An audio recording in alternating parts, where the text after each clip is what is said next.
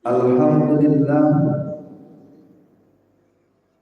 alladzi khalaqal mauta wal hayata liyabluwakum ayyukum ahsanu amalan wa huwal azizul ghafur. Ashhadu an la ilaha illallah wahdahu la syarikalah wa ashhadu anna Muhammadan abduhu Rasulullah sallallahu alaihi wasallam la nabiyya ba'da amma ba'd. Faqala Allah ta'ala fil Qur'anil Karim A'udzu billahi minasy syaithanir rajim. Bismillahirrahmanirrahim.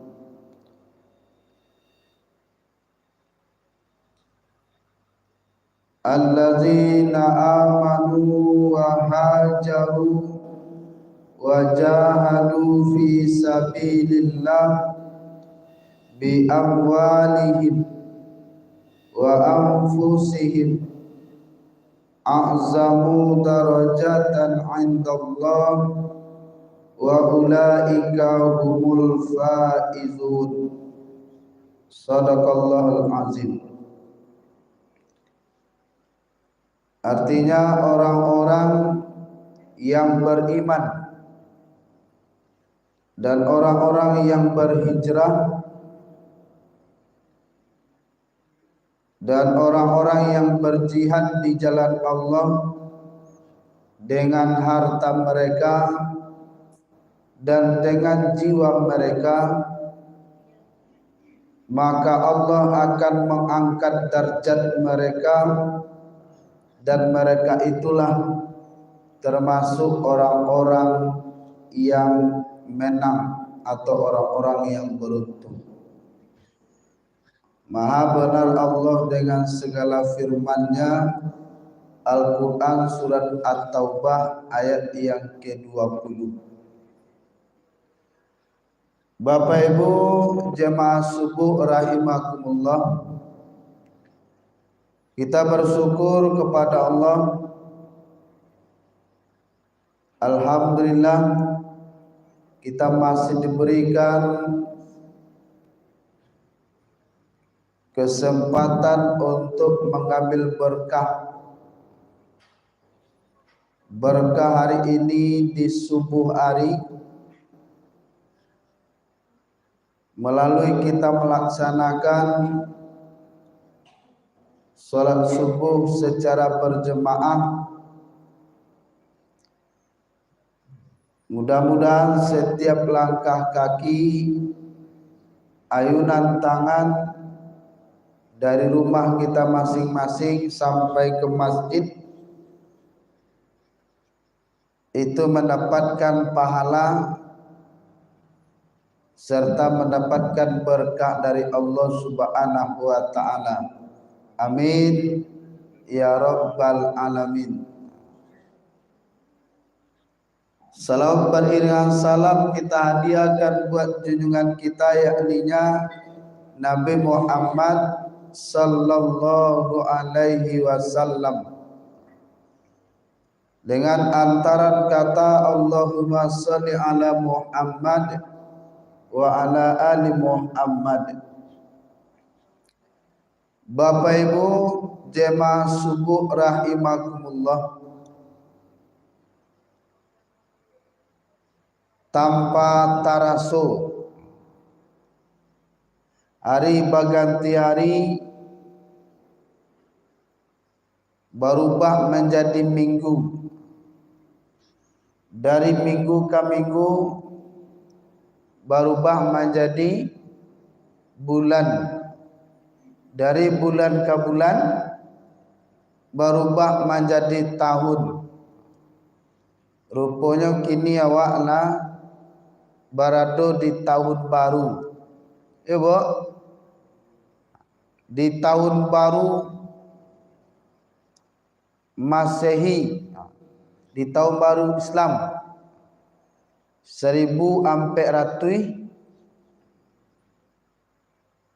takaloa 1446 Hijriah.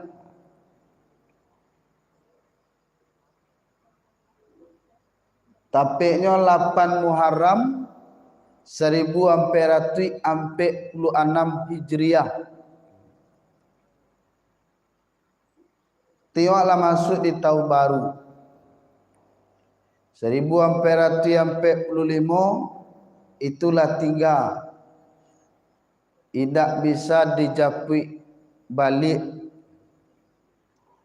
Maka ketika Imam Al-Ghazali bertanya ke muridnya, wahai muridku, anan paling jauh.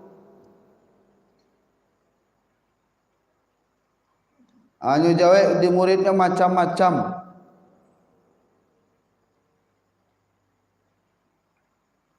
Yang paling jauh itu negara Cina.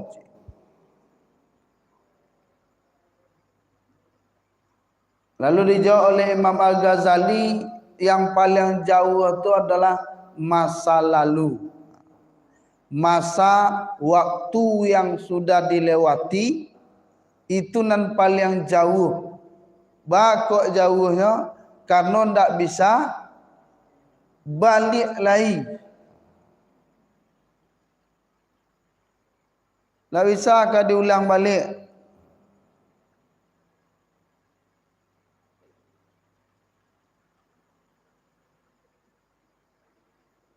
Karena waktu yang lalu itu adalah waktu yang sangat jauh,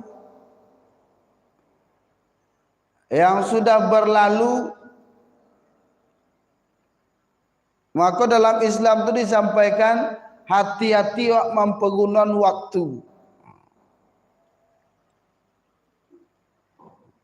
Bahkan dalam Islam itu orang Arab itu menyampaikan al-waktu kasaif, waktu itu bagaikan pedang.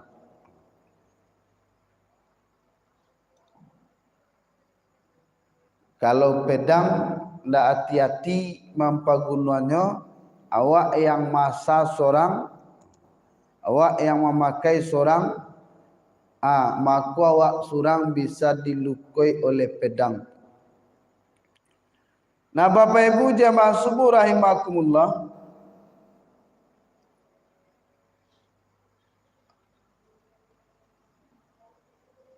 karena kita sudah berada di tahun baru, maka hendaknya ada perubahan. Ya ayyuhalladzina amanu taqullah wal tanzur nafsum ma qaddamat lighad wattaqullah innallaha khabirum bima ta'malun. Wahai orang-orang yang beriman, bertakwalah kepada Allah dan perhatikan, persiapkan apa yang engkau persiapkan untuk hari esok.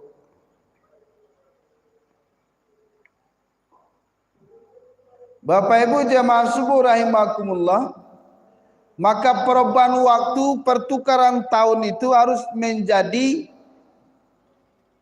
pelajaran buat kita, menjadi renungan. Kalau masa lalu itu kita jadikan sebagai, kalau ibarat onda itu kaca spion, nan di belakang tu celik sedikit kaca spion. Sebab kalau main ngongok ke belakang, awak mampu onda, kalau ndak orang yang ketantak di muka, bisa jadi awak masuk bandar. Kalau tidak ke masuk bandar, awak tali sakit mengong ke belakang. Maka ada kaca spion, perhatikan lewat kaca spion kesalahan masa lalu yang harus ditinggalkan, kebaikan yang harus dipertahankan dan ditingkatkan.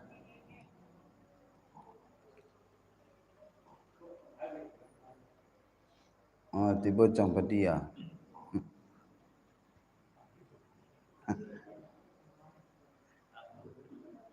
Bapak Ibu jamaah subuh rahimakumullah, Maka kita diberikan energi oleh Allah, diberikan motivasi oleh Allah untuk kita bisa memperbaiki diri di setiap perubahan waktu serta memperoleh keberuntungan. Apa yang harus dilakukan? Maka kata Allah, allazina amanu wa hajaru wa jahadu fi sabilillah bi amwalihim wa anfusihim a'zamu darajatan indallah. Orang-orang yang akan memperoleh kemenangan, di samping dia mendapatkan kemenangan, dia ditinggikan darjatnya di sisi Allah. Siapa itu? Orang-orang yang beriman, orang yang berhijrah dan berjihad di jalan Allah dengan harta dan jiwa mereka.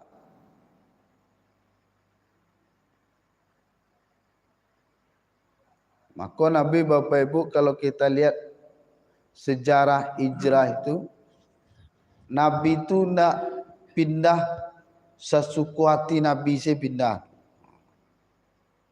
Bahkan Nabi itu pindah karena selama 10 tahun berdakwah di kota Mekah, mulai dari awal berdakwah itu terzolimi tarui, teraniaya tarui.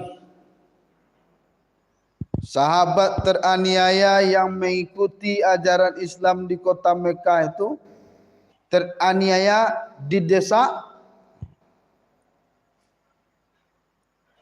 Ada yang diboikot. Diboikot tu nak boleh orang lain berhubungan. Sampai diancam untuk dibunuh.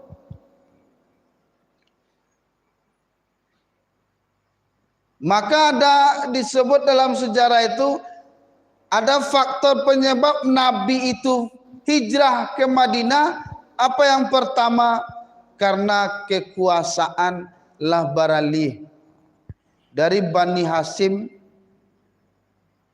beralih ke Abu Lahab, watukar presidennya. Ketika di Bani Hasim, itu keturunan Nabi juga, tapi dia pasang badan.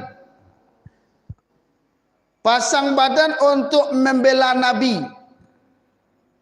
Bagi siapa yang mengganggu Nabi Muhammad itu, maka dia akan berurusan dengan kelompok Bani Hasim. Tapi beralih diganti oleh Abu Lahab, ternyata bertolak belakang. Tidak adanya bela Nabi.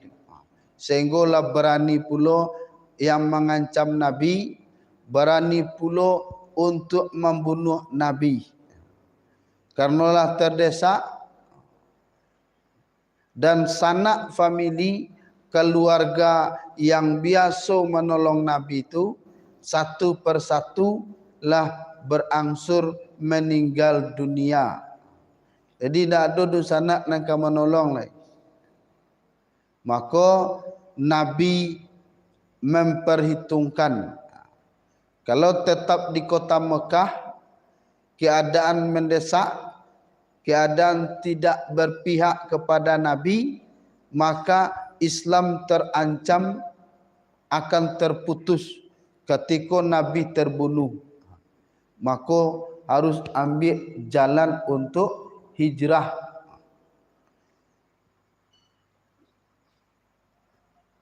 Nah, sebelum Nabi hijrah itu Bapak Ibu, Nabi tidak langsung serta-merta memilih tampek, tapi beliau minta petunjuk kepada Allah.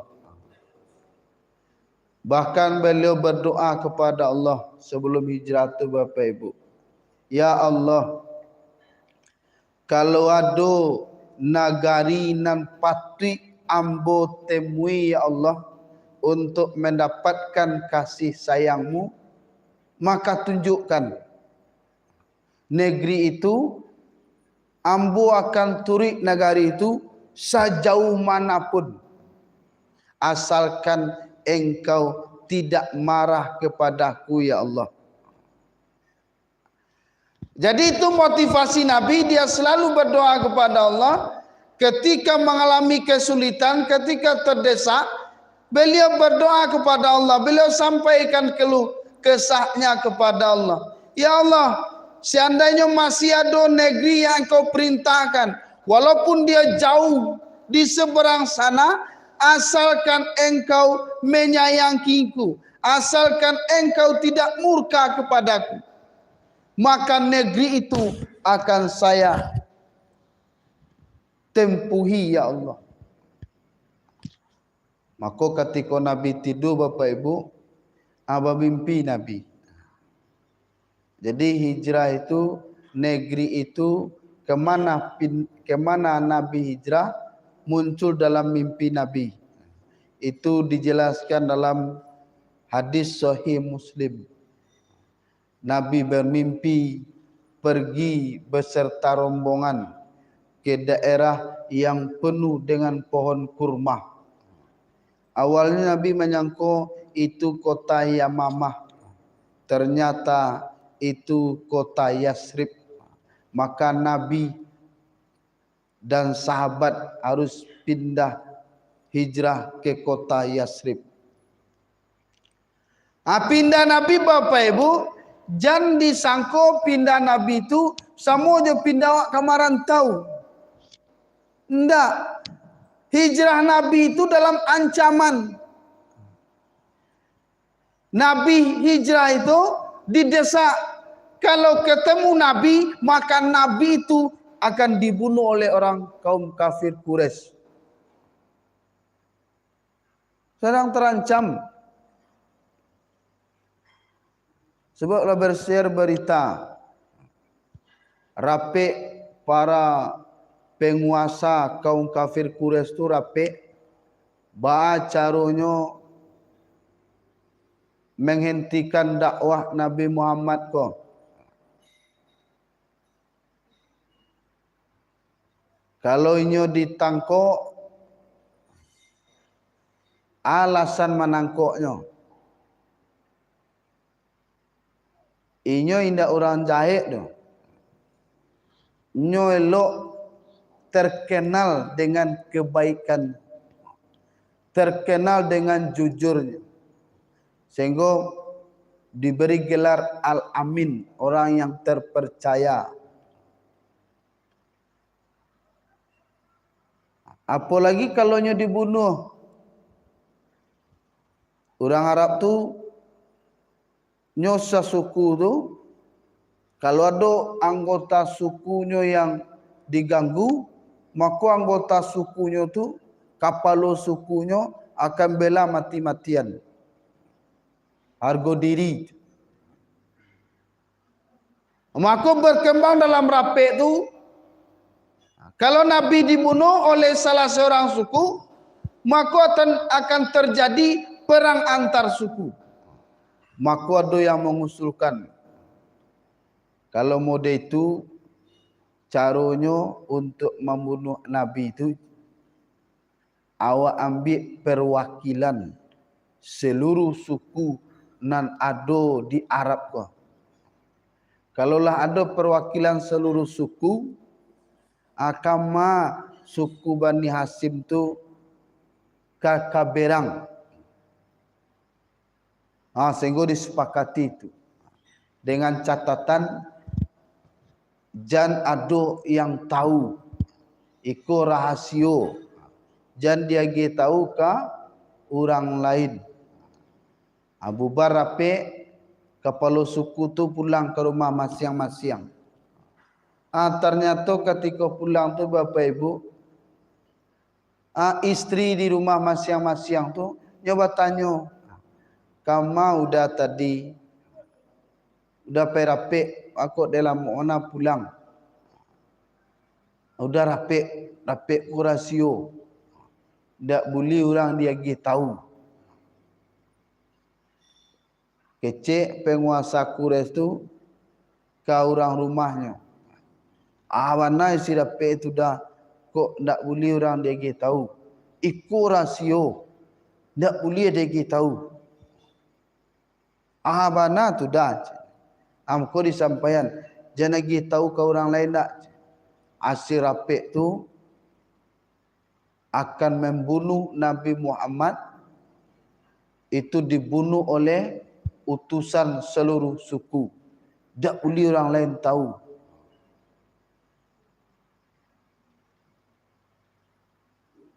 Namanya muncung manusia, tidak bisa dipakok. Muncung botol tidak bisa dipakok. Yang orang rumah kepala suku tadi tu hanya belanja pagi. Belanja pagi.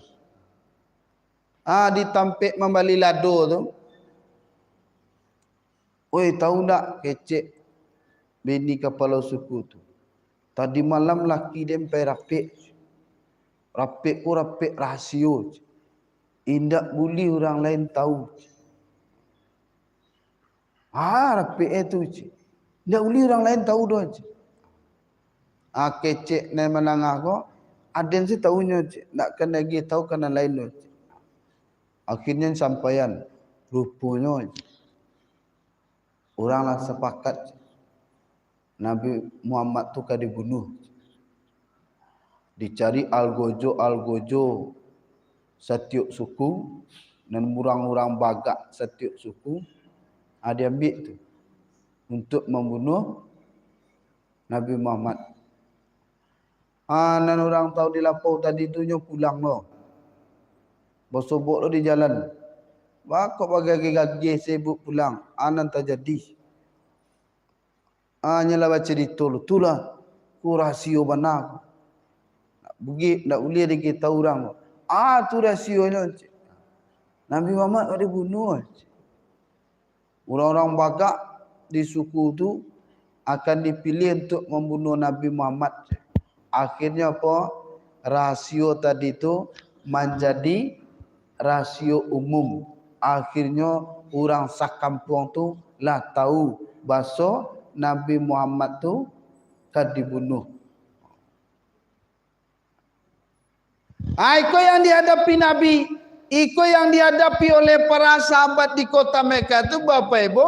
Bagaimana melawan dan menyelamatkan diri di tengah-tengah musuh kaum kafir yang akan menganiaya bahkan membunuh Nabi. Nabi itu susun strategi. Kecek Nabi. Sahabat disuruh pergi berangkit dulu. Bakal sahabat disuruh berangkit dulu. Nan dibunuh tu nak sahabat. Nan dibunuh tu adalah Nabi.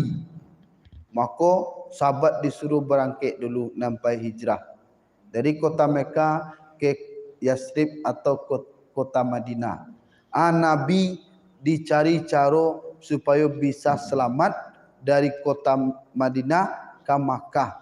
Yang dilakukan pertama strategi Nabi pindah lalok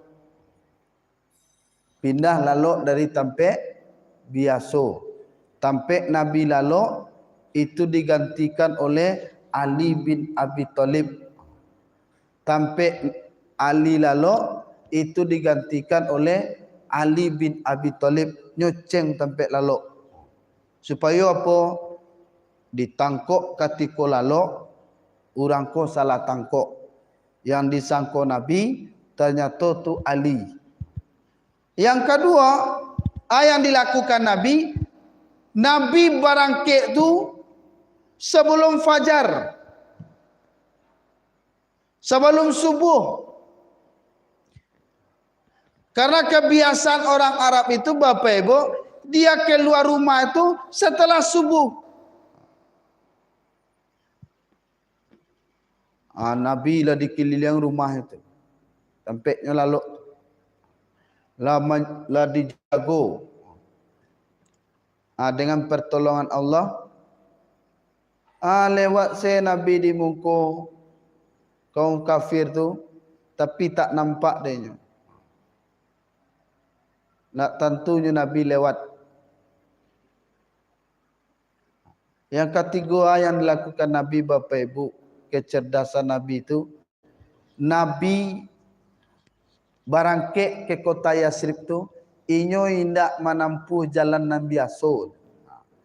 Biasa orang ke utara, capek tiba di kota Yasrib.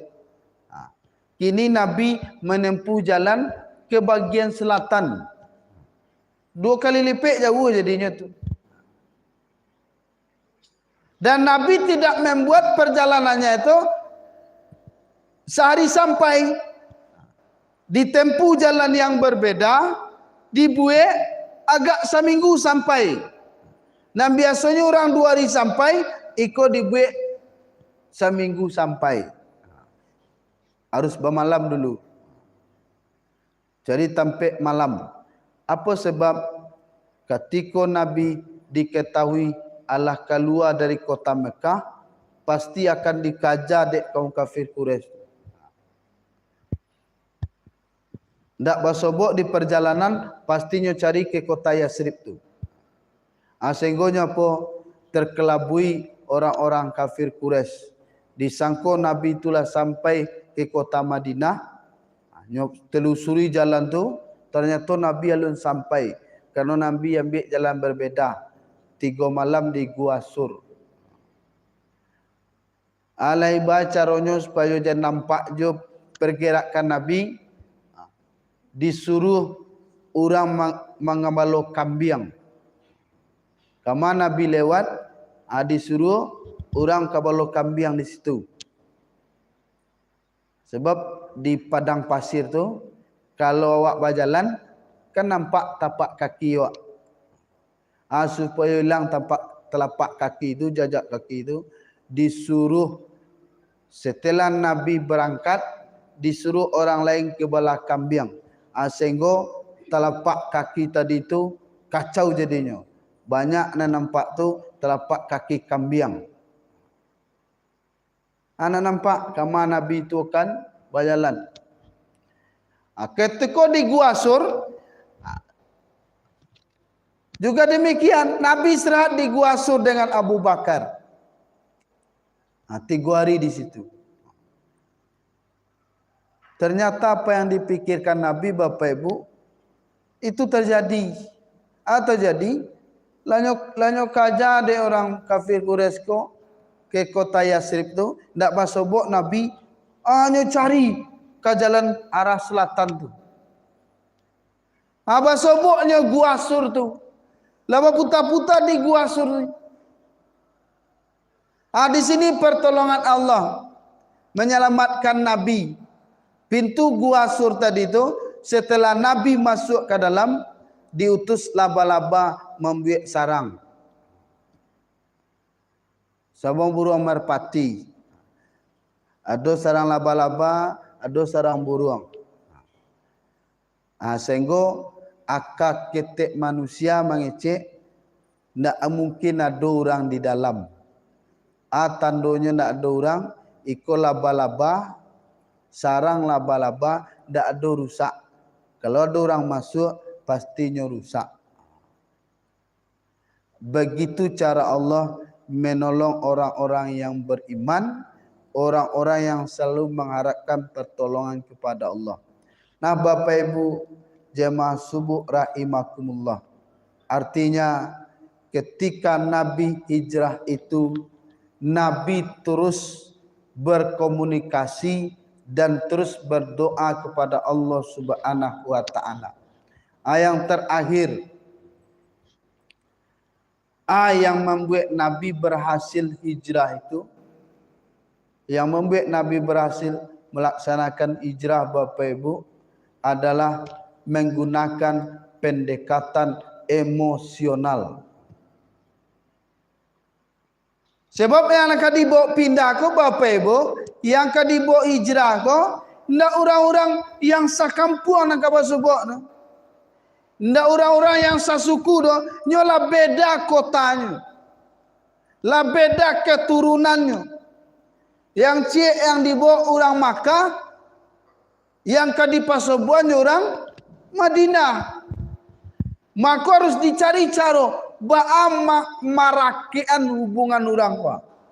Itu yang disebut dengan pendekatan emosional. Ba'a caronyo orang ko maraso indak saayah, indak saibu, tapi nyo baraso badun sana. Indak sakampuang, indak sanagari, tapi nyo maraso bersaudara. Nah, ini yang dilakukan oleh Rasulullah. Berhasilnya hijrah itu karena menggunakan pendekatan emosional, menjalin persaudaraan antara orang yang pindah dengan orang yang menunggu. Itu dianggap dan disampaikan Nabi satu saudara, bagaikan satu tubuh. Itu Pak Ibu. Karena ternyata dalam hidupku terbukti pandai awak bakawan, ternyata orang lain bisa menjadi saudara yang lebih dicintai dan mencintai awak dibandingkan saudara seayah saibu. Lebih rasanya jo saudara kandung.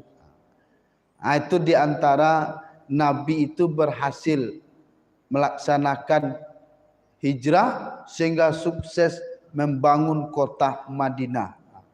Mungkin kau Bapak Ibu nam paralu kita amalkan untuk menggapai kesuksesan. Satu cara yang dilakukan digambarkan oleh Rasulullah, selalulah berkomunikasi dengan Allah setiap dalam mengambil keputusan. Yang kedua, perhitungkan dengan matang, atur strategi. Dan ketiga, jalin komunikasi, jalin hubungan persaudaraan, hubungan emosional dengan orang lain. Sebab ketika hatiku lah menyatu, hanya nak metong lai di kampung di suku. Awak ko sanasib seperjuangan. Awak ko harus sama-sama berhasil. Awak ko harus sama-sama selamat. Karena lah ada raso satu saraso. Itu yang perlu kita kembangkan dalam kehidupan. Semoga kita menjadi orang-orang yang beruntung, orang-orang yang menang, dan orang-orang yang akan pindah dari kebiasaan tidak baik kepada kebiasaan yang lebih baik. Pindah dari perbuatan jahat kepada perbuatan yang baik. Pindah meninggalkan kebodohan dalam keimanan, pindah kepada meningkatkan dan menjaga keimanan kita di sisi Allah Subhanahu wa taala. Terima kasih atas segala perhatian. Mohon maaf atas segala kekurangan. Wabillahi taufik wal hidayah. Assalamualaikum warahmatullahi wabarakatuh.